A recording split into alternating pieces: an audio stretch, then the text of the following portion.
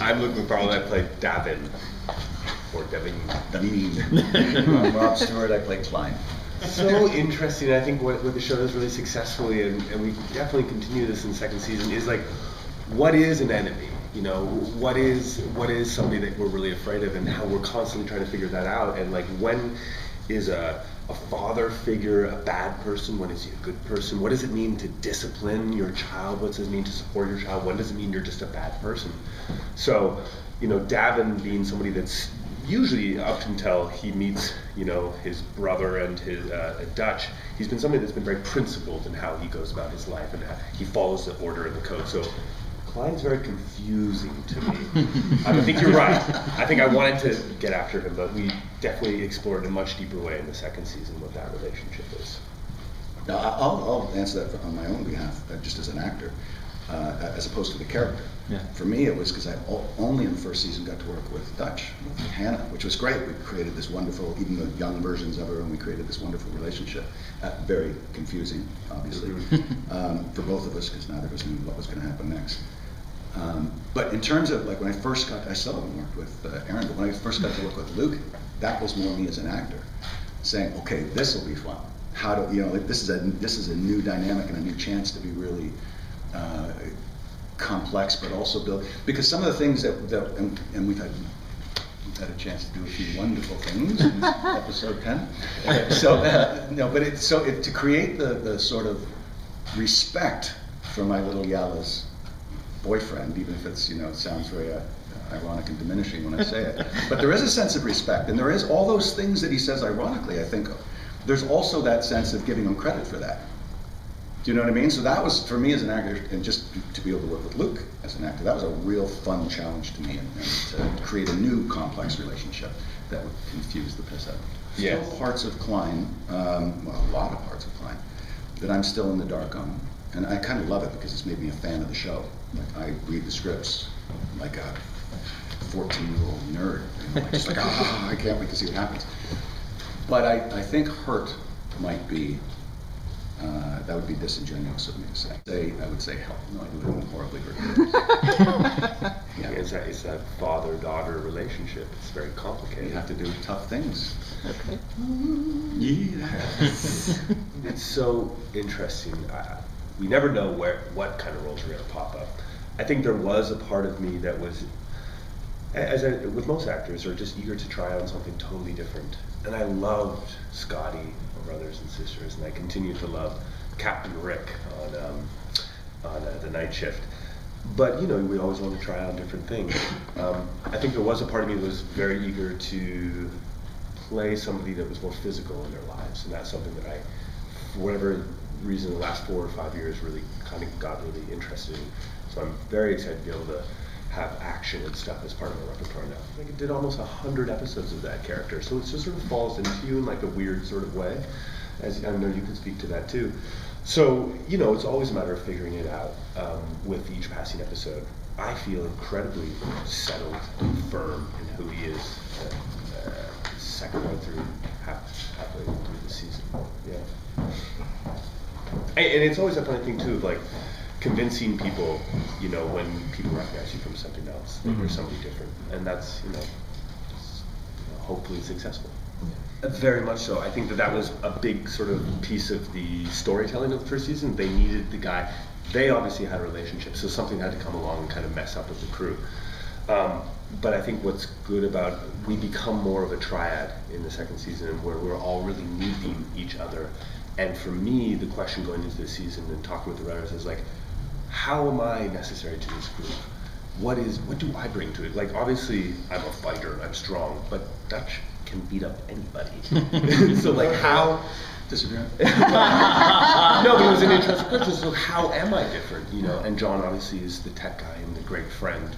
So this year, we've discovered, and Davin has discovered what is special about him, and it's a big story point for him where he figures out, oh, this thing that I now have makes me special and necessary to the group.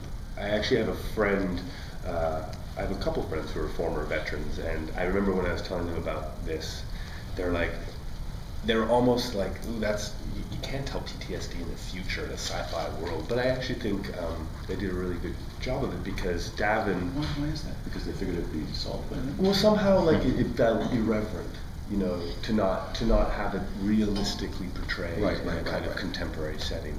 But what I really loved about this show was it actually stripped away all the other things, you know, about PTSD. It really just made it about, like, the trauma and the way we cope with the trauma.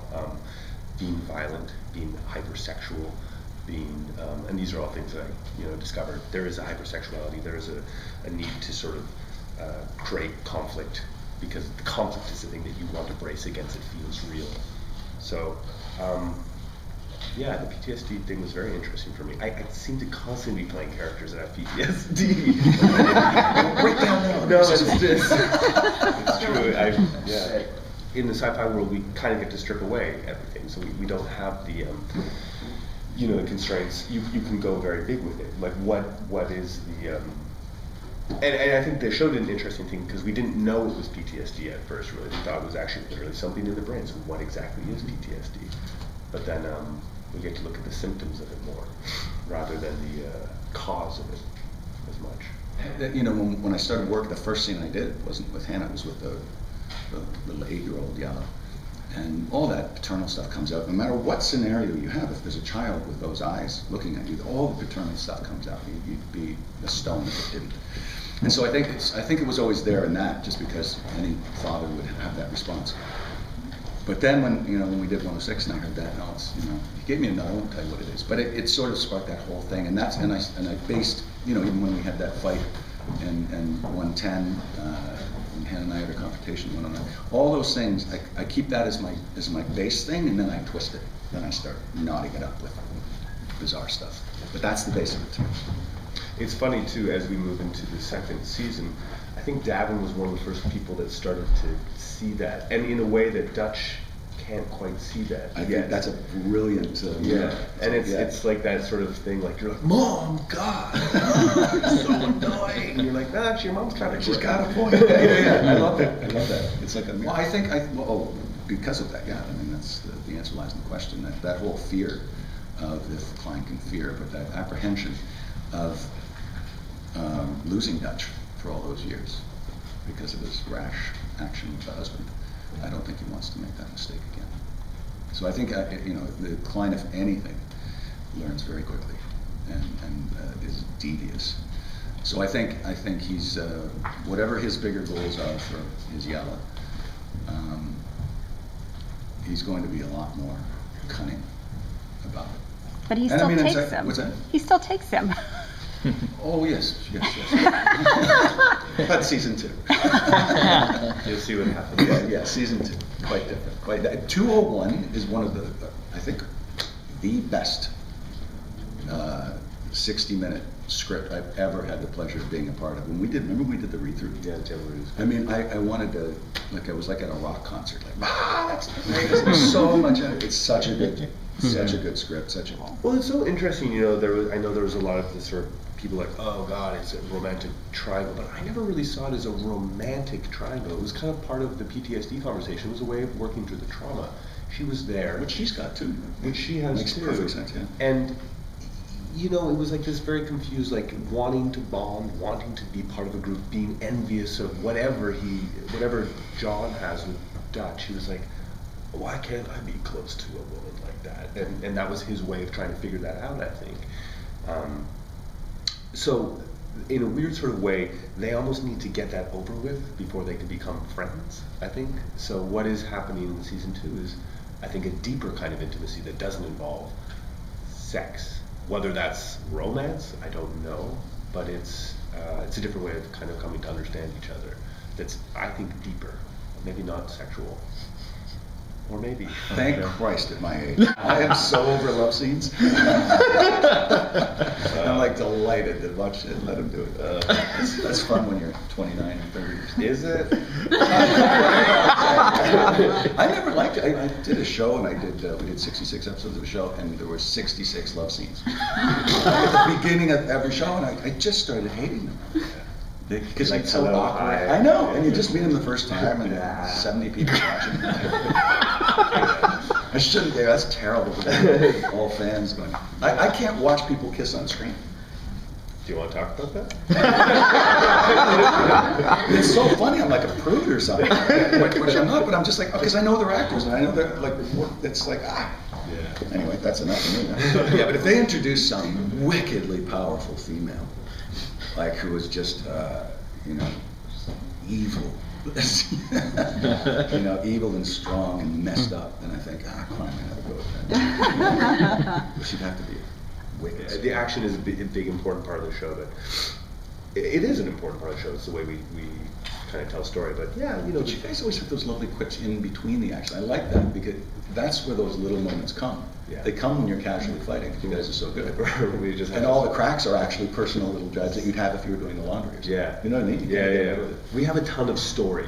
We work through a lot of story, which is which was fun. And we always love that because it's not rushing to a fight choreography and doing the thing and getting rigged up for a thing and squibs and stuff. I prefer this show to everything I've ever done, but no, I don't think it's got anything to do with how many episodes. It may, the compression of it. I don't know. Maybe that's it. I just love the show for some reason. I love the character. I love the people I'm working with. It's just fantastic. But I don't know the reason. I don't know if I could put a technical reason on that. In terms of doing 10 episodes versus 22, it's a lot easier for the 3 leads because that's a grind doing this kind of work they're doing on the show. The 3 of them specifically. I don't know. My 22 is tough. Is tough. Yeah. So I think in that we'll probably save them their lives by doing 10, and they can give it more. They can be more intense in that short period. For me, it's easy because I'm not in it as much. The good thing about 22 is you're a rich actor. I think it really also forces you have to be very precise with every scene because you have so much story to tell. Yeah. So there's really no fat, which I really like. Absolutely, 100% true.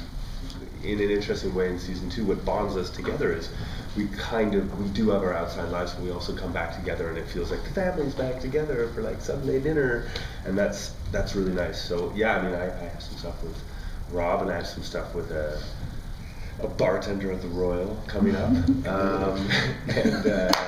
yes, we do get to work outside of the family, as I like to say. Yeah, which is kind of cool because the triad, they get affected independently by these different wonderful things, but it all influences them when they come back together. It's nice to. The amazing thing is, everybody's story is influencing everybody's story. Yeah, of course. And learn something from somebody. But it's great. It's great.